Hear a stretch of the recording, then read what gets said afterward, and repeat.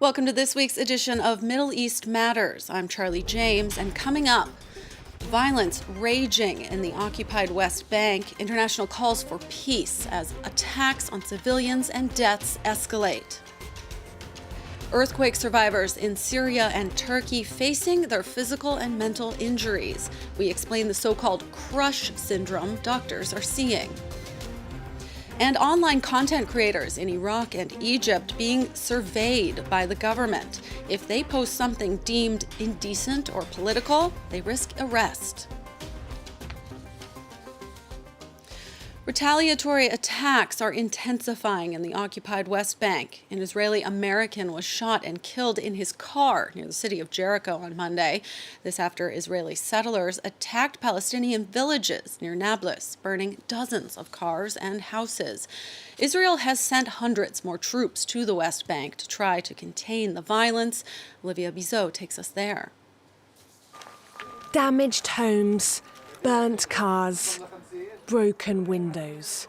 Palestinians in the West Bank are counting the costs of Israeli revenge attacks. I was here yesterday when the incident occurred. I didn't know how to escape. They immediately closed all the roads and escape routes, so I was forced to stay here.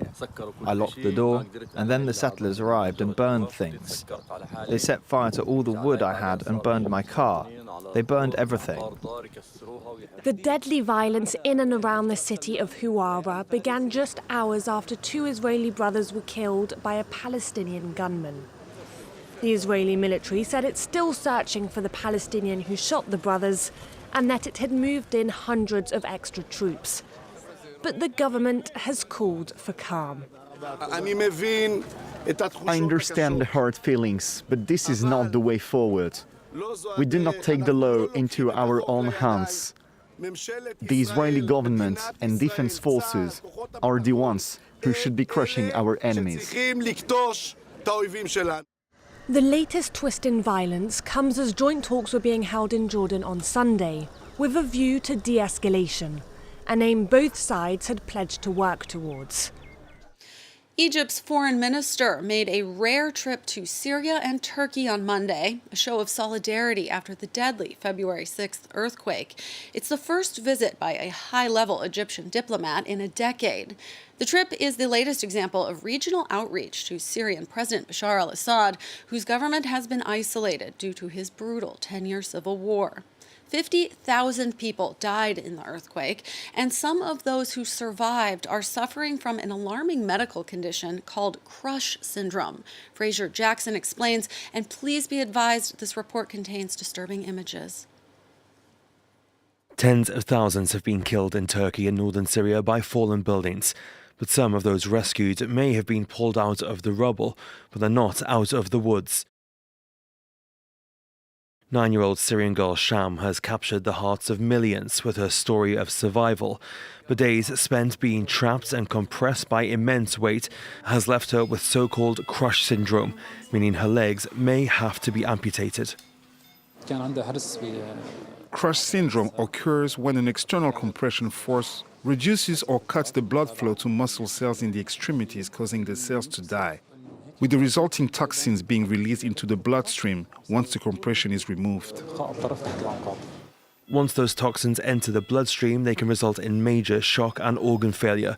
Cases of crush syndrome require urgent and specialist medical attention, resources hospitals in northern Syria simply don't have. Some survivors of the earthquake, such as Sham, have therefore been transferred to hospitals in Turkey to get the care that they need. But time is of the essence. Under-resourced doctors in Syria have said that a slow response to pull people from the rubble has potentially worsened many people's conditions, putting more lives at stake. Iraq's government going after what it calls decadent content on social media. Users of TikTok, Instagram, and other platforms who are found to breach morals and traditions can be jailed. The campaign was announced in January, and so far around 12 people have been arrested. Reporter Josh Vardy looks at one of those cases. Social networks have been put under increased scrutiny in Iraq since January. In order to control content that the authorities see as damaging the morals and values of society, the Iraqi Interior Ministry has launched a platform where content can be reported. So far, more than 137,000 reports have been filed. We take the evidence that we feel is 100% offensive, without any personal grudges or anything else. We bring that to the judge and they decide whether to take action or not. We focus only on what would offend the majority of our society. 7 people have already been given sentences of up to 2 years in prison. At this law firm in the capital, Ala al-Mashaykhi has been closely following the government campaign. According to him, the law being applied by the authorities is too vague. Article 403 simply refers to scandalous acts, which is really subjective. How can you determine if something violates the law or not? For some people, one topic is forbidden, but for others, it is not. One of his clients is on the phone, a blogger with 2 million followers. She's not had any official notice from the authorities, but after receiving a slew of negative messages about her posts, she dares not return to Baghdad.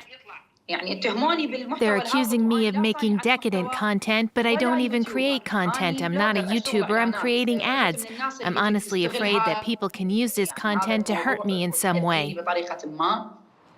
Freedom of Speech NGO, the Tower of Babel Foundation, says it's concerned about the long-term consequences of these precedents. We are afraid that these measures will start to affect journalists or media outlets in the coming days, months or years. That's why we are arguing for new legislation and a clear law. Freedom of expression is guaranteed under the Iraqi constitution. The Interior Ministry has promised it will not be threatened. Egyptian authorities have also targeted online content creators, and in fact, activists there are warning about a worsening human rights situation overall. A group of major NGOs is urging the UN Human Rights Council to pressure Egypt's government to stop what they call a brutal crackdown on civil society. For more on this story, I'm joined by France 24 journalist Hameen Al-Hitan. He also works for our Arabic channel. Hello, great to see you. So this campaign coming from NGOs, it follows a few weeks after 4 Egyptian YouTubers were detained over a video they made that they say was just humorous and not political at all. It was meant to be humorous, of course, and that's how it was seen by human rights activists in Egypt, but it turns out authorities have a different interpretation. Now, the short video is called The Visit. It's a sketch that takes place in a low-income neighborhood in Egypt, and the main character is the neighborhood's Shabah, a sort of a gang leader. He is in prison, and he's being visited by his friends and his girlfriend, who are worried about him. Let's take a look. يوقف يلا كده يا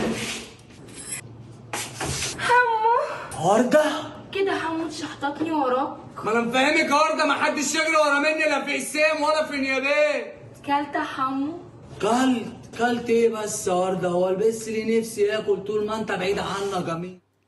Now, the video was a big success on social media. On Facebook alone, it was seen 8 million times since it was published mid-January. And on the 25th of January, 3 of these YouTubers were arrested by authorities in Egypt. Muhammad Hussam, Basma Samir, and Ahmad Al-Khouli. Then on the next day, Ahmad Tariq was detained. Now they face accusations including membership of a terrorist group, financing a terrorist group, incitement to commit acts of terrorism, and publishing false information. I mean, you've spoken with human rights defenders that are following this case. What are they saying is happening? They're quite surprised, actually. You know that in Egypt, political criticism has often been faced by different forms of crackdown. But in this video, in this particular case, there is no political message. There is no political content in this video. The YouTubers who made it are not known to be vocal on political issues. It's just a group of young people who are joking around on social media, as described by one human rights activist. Now, what is even more surprising is the terrorist nature of these accusations, which makes them totally absurd, according to the Egyptian Front for Human Rights. Let's take a listen. Honestly, I don't understand why authorities in Egypt arrest people who publish sarcastic content on TikTok. Security forces excessively enlarge the circle of suspicion. People are being detained for no reason. The public sphere is completely restricted. In the past, they would only shut down media websites or target journalists and editorialists who criticize the regime in their articles. But progressively, these practices have started to include anyone who voices the slightest bit of criticism or who makes any reference, directly or indirectly, to state institutions or the economic situation. All these people are being imprisoned.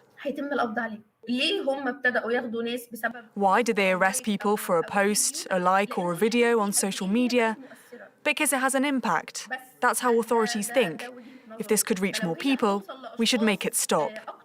Of course, we have tried to contact Egypt's Interior Ministry for comments, but we did not receive any response for the moment. Now, these NGOs are saying that this is part of a wider, broader public crackdown that is happening over the past few years. Activists we've been speaking to, most of whom, by the way, live outside Egypt today, they say that the absence of freedoms in Egypt has always been the case, but now they're observing a tighter grip. Let's take a look at the figures of the Egyptian Front for Human Rights. They show that between April 2022 and January this year, authorities in Egypt released 863 people from prison, but at the same time around 2,600 people were either newly arrested or their temporary detention was renewed. So in last week's letter to the UN Human Rights Council, 7 organizations, both Egyptian and international, say it is more necessary than ever to take action in Egypt as the brutal crackdown on civil society continues to intensify. France 24's Tamim Al-Khitan, thank you so much for helping us understand the story. That's all for this edition. Thank you so much for watching.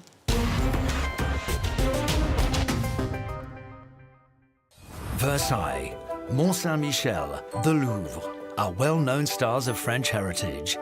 But French genius, Anne France, harbors many other hidden treasures. The arts, gastronomy, architecture, as well as nature's wonders. Come along with France 24. Discover France's living heritage. From young apprentices to accomplished craftsmen and farmers, to Michelin star sporting chefs. Meet these people whose passion for their professions preserve and drive French heritage. You are here on France 24 and France24.com.